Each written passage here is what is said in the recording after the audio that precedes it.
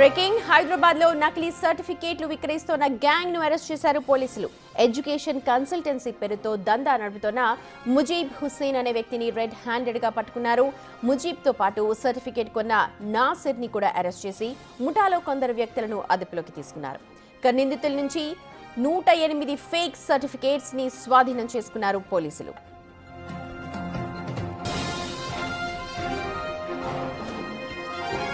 మా ప్రతినిధి సురేష్ ఉన్నారు అప్డేట్స్ అందించడానికి. సురేష్, ఏ యూనివర్సిటీ సర్టిఫికేట్స్ ప్రధానంగా కనిపిస్తున్నాయి, పోలీసులు ఏం చెప్తున్నారు?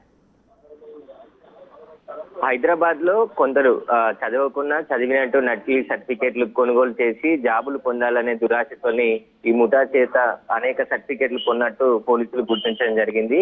ముఖ్యంగా మజూబ్ హుసేన్ ఒక ఎడ్యుకేషన్ కన్సల్టెన్సీని ఏర్పాటు చేసుకొని అక్కడ యూపీకి అదేవిధంగా కోల్కతాకు చెందిన కొన్ని యూనివర్సిటీల సంబంధించిన ఫేక్ సర్టిఫికేట్లను తీసుకొచ్చి ఇక్కడ విక్రయిస్తున్నాడని పోలీసులకు సమాచారం రావడంతో అతన్ని రెడ్ హ్యాండెడ్ గా పట్టుకోవడం జరిగింది. మొత్తం 108 నకిలీ సర్టిఫికేట్లను కూడా స్వాధీనం చేసుకున్నాడు. ఇప్పుడు పోలీసులు ముగ్గురిని అరెస్ట్ చేసి రిమాండ్ కి తరలించడం జరిగింది. వీరికి సంబంధించి ఎక్కడి నుండి ఈ సర్టిఫికేట్లు తీసుకొస్తున్నారు, ఎవరెవరు తయారు చేస్తున్నారు, ఇప్పటి వరకు ఎన్ని సర్టిఫికేట్లు విక్రయించారనే దానిపైన పోలీసులు దర్యాప్తు ప్రారంభించారు. అయితే కోల్కతా చెందిన మనోజ్ విశ్వాస్, అదేవిధంగా యూపీకి చెందిన రవీందర్, ముఖేష్ల నుంచి వీళ్ళు సర్టిఫికేట్లు కొని హైదరాబాద్ లో అమ్ముతున్నట్టుగా పోలీసులు గుర్తించడం జరిగింది. వీరికి సంబంధించి గతంలో కూడా ఏదైతే ఎడ్యుకేషన్ కన్సల్టెన్సీ పెట్టి అందులో కోచింగ్ ఇస్తున్నామని చెప్పేసి సర్టిఫికేట్ల దందాకు తెరలేపినట్టు పోలీసులు గుర్తించడం జరిగింది. ప్రస్తుతం వారిని అరెస్ట్ చేసి రిమాండ్ కి తరలించారు కాబట్టి కస్టడీకి తీసుకొని మరింత విచారణ జరుపుతాం.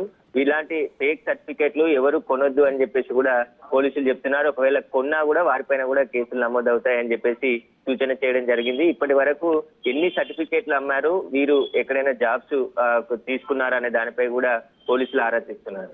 Right Suresh, thank you so much.